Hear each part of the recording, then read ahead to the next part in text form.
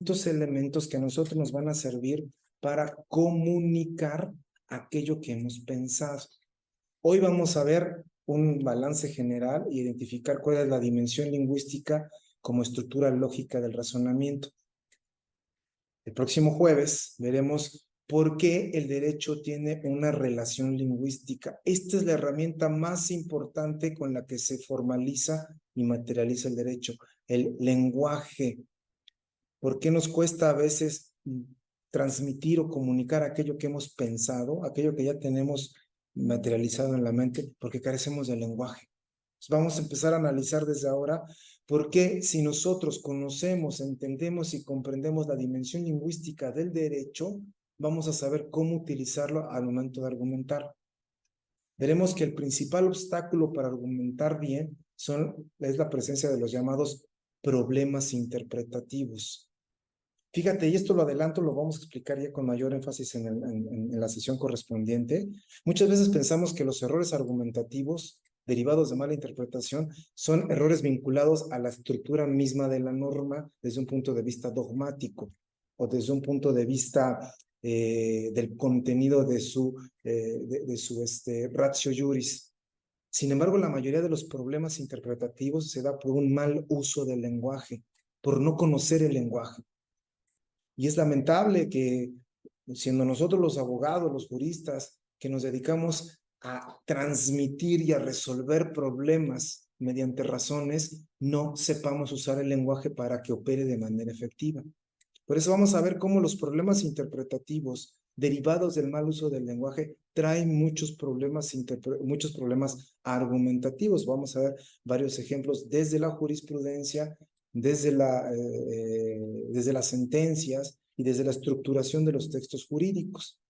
Vamos a ver la siguiente sesión algunos criterios marco que nos pueden servir como especie de auxilio, de ayuda para establecer algunos criterios generales y sepamos formalizar a través de nuestra redacción un lenguaje jurídico con lógica. Veremos en la quinta sesión algunos criterios sobre la elaboración de un escrito en general con corrección lingüística. También adelanto desde ahora, a ver, aquí no vamos a ver cómo hacer una demanda ni cómo contestar una demanda. No les voy a enseñar a pescar a los pescadores, ustedes lo saben mejor que un servidor. Lo que vamos a ver en estas sesiones son elementos básicos de redacción, sobre todo con miras a qué, y lo adelanto, para que al final de nuestro módulo empecemos a desprendernos de aquello que yo le llamo los lugares comunes del abogado. Hablar, escribir, redactar, siempre como si estuvieras enfrente de un formulario, utilizando un prontuario. Que estas sesiones nos sirvan para empezar nosotros, animarnos nosotros a hacer nuestros propios escritos propios, que no estén, lo que vamos a ver en la última sesión, viciados. Muchos de los vicios argumentativos que se dan en el lenguaje jurídico, las llamadas falacias, Sí, es Rafa, ¿qué tal? el uso del lenguaje. ¿Sí? ¿Alguien tomó la palabra, perdón? ¿No? Les ruego que apaguemos los micrófonos y si alguien gusta participar, ya saben, aquí ponemos la manita, levantamos aquí la manita para utilizar la palabra. Muchos de los problemas vicios argumentativos es por el mal empleo del lenguaje. ¿Por qué creamos falacias? ¿Por qué se crean y se materializan las falacias? Porque no tenemos una buena estructura lingüística. Y les lanzo de una vez la pregunta, que ya la habíamos hecho anteriormente, y les pido que hagamos unos 5 segundos de introspección. Pregúntense y contesten ustedes mismos. ¿Hace cuánto tiempo que no redactas? Ya no hablamos punto de vista nada más jurídico. En general, ¿hace cuánto tiempo que no redactas un escrito 100% tuyo, propio? ¿Y a qué me refiero con propio? Que dejes de utilizar los lugares comunes con los que habitualmente redactas tus demandas, tus contestaciones de demandas, tus incidentes, tus pliegos de peticiones, tus contratos. Es decir, que no redactas conforme al manual, conforme al machote, conforme al prontuario. ¿Hace cuánto que no redactas con libertad lingüística un escrito tuyo? Que te desprendas de esos lugares comunes. de esas frasecitas preestablecidas, preestructuradas que utilizamos todos los días y que muchas veces tomamos como válidas. Vamos a ver ya más adelante algunos ejemplos. Todos los errores semánticos que existen en el uso de lo que habitualmente, lo entrecomillo, habitualmente tomamos como si fuese una buena redacción jurídica. Seguramente ahorita que estás pensando, te viene a la cabeza, te viene a la mente que pocas veces nos damos la oportunidad de hacer un escrito propio, de redactar textos nuestros, 100% nuestros. Nos hemos hecho, la verdad, muy dependientes de un machote, de un formulario, de un prontuario. ¿A poco no empiezas a redactar y casi en automático? Héctor López Bello, por mi propio derecho, señalando como domicilio, ¿Y a poco no empiezas simple las redacciones? Fulano de tal contra mengano de tal, las mismas partes, los mismos contenidos, los mismos elementos. Nos damos cuenta que ahí es donde vemos nuestros primeros errores y nuestras primeras falta de dominio del lenguaje, del conocimiento del lenguaje. El lenguaje español, la lengua española, nuestra lengua materna, es sumamente amplia. El problema es que muchas veces no sabemos cómo utilizarla y no le damos la dimensión adecuada para que la podamos materializar en nuestro trabajo habitual. De eso se trata este módulo. Tratar de cambiar y romper esos paradigmas y esos esquemas con los que habitualmente trabajamos para que empecemos a adoptar criterios de pensamiento nuevos que nos permitan empezar a enfrentar textos, empezar a enfrentar argumentos o comunicación de argumentos. Por eso necesitamos tener todo el conocimiento, lo que vimos en el módulo pasado, toda la teoría general de la argumentación, elementos generales de lógica, los principios lógicos, todo lo que vimos en el módulo pasado, para saber comprender cómo se estructura el argumento. Ya lo dijimos, de nada sirve esta comprensión desde un plano solamente intelectual si no lo sabemos comunicar, porque lo que hace el argumento es aplicar eso que se razonó, el argumento comunicado.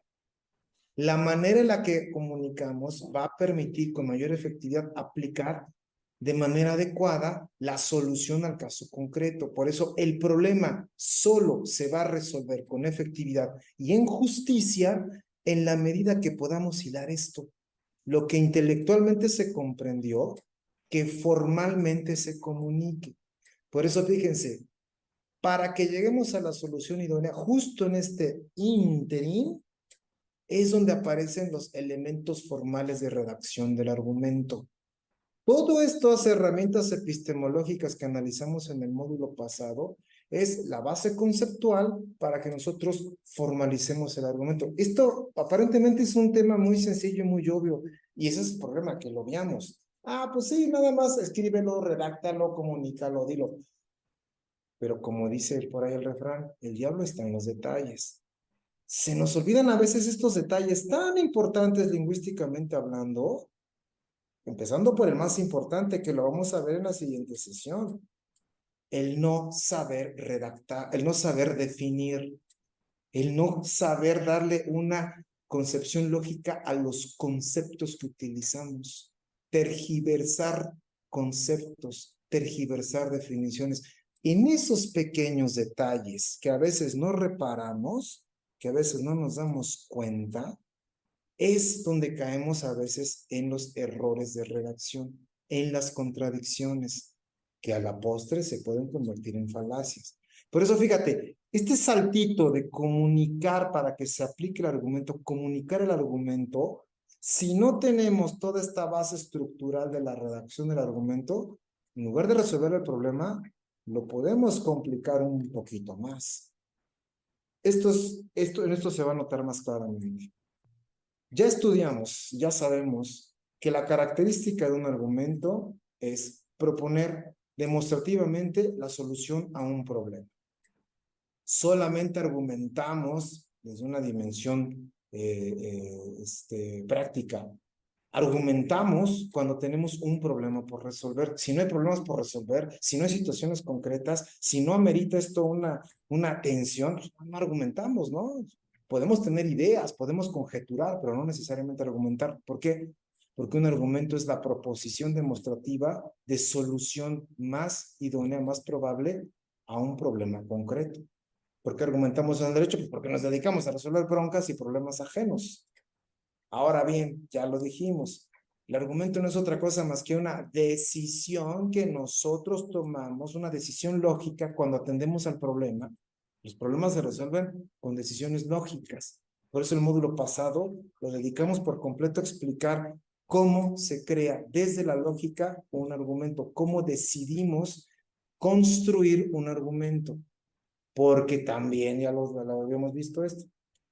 Esa decisión tiene que ejecutarse, resolver problemas. Característica de un argumento es proposición de solución. Si no proponemos una solución, no estamos argumentando, estamos conjeturando. Recuerden que la diferencia específica entre un argumento y una conjetura es que el argumento está presentando elementos de razón que demuestran el por qué es la mejor solución, la más viable a un problema concreto. Una conjetura lo único que está presentando son soluciones o posibles soluciones que no tienen un fundamento necesario para resolver un problema. Por lo tanto, una conjetura no puede accionar una solución. Un argumento sí. En el derecho, por eso, no conjeturamos. En el derecho, argumentamos. En el derecho, nosotros nos dedicamos a razonar, no nos dedicamos a imponer. Las conjeturas muchas veces son impuestas. Un argumento siempre es propuesto. Recuerden esa regla de oro, la explicamos en el módulo pasado. Regla de oro de un argumento se propone, nunca se impone. Y al proponer estás entrando en una esfera, en una dimensión dialéctica. Vean ustedes entonces, lo que media entre el problema concreto que atendemos y la decisión que tomamos para resolver un problema es el ejercicio de la razón. Que todo esto ya lo explicamos en el módulo pasado. Ahora estamos entrando ya de lleno a explicar el paso que damos para que este argumento se materialice, para que el argumento entre en acción, para que el argumento se ejecute. Recuerda esto, por favor, porque, perdón que sea tan insistente, pero es que muchas veces no nos damos cuenta. Esto es un sesgo que muchos no lo corregimos desde entonces, cuesta mucho trabajo. De nada sirve que tengamos muy buenas ideas, muy buenos planteamientos, muy buenas estructuras mentales, si no las sabemos comunicar. Que no te pases o que dicen los chavos, es que no me entendió. El problema es usted que no me entendió. Lo que yo quería decir, lo que yo quería proponer, lo que yo entendía entender, o sea, te echan a ti la bolita. El que no sabe, perdón, el tonto soy yo. No eres tú que no supiste decirlo, no, perdóname. El problema eres tú que no lo supiste transmitir, que no lo supiste comunicar. ¿Cuántas veces no nos pasa eso? No, es que el juez no me entendió, es que el juez no... Espérate, no, es el juez. Principio operativo del juzgador. Dame los hechos que yo te doy el derecho. Dame factum et dabo tibi jus. Si tú me das los hechos, si tú me comunicas los hechos, si tú me transmites, si tú me redactas los hechos para que yo los pueda comprender, entonces te doy el derecho. Pero como somos bien mexicanos y nos encanta echarle la culpa al otro, nos lavamos las manos en todos. El del problema es mi receptor. El del problema no soy yo como transmisor del argumento. Gran error. No es cierto. ¿Por qué no nos entienden? ¿Por qué no nos captan? ¿Por qué tenemos esos fallos? Pues porque no sabemos darle una dimensión adecuada desde un discurso bien construido. Discurso, y ya queda desde ahora establecido, ¿no? Discurso no lo estoy diciendo en un sentido retórico, el acto dialéctico de oralidad, el acto retórico de oratoria. No, eso no es un discurso. No confundamos discurso con oratoria. Discurso es aquello que se transmite, que puede tomar distintos cursos, rutas, es decir, que se puede captar. Eso es un discurso. Por eso el argumento es discurso. El argumento no es oratoria. El argumento no es retórica.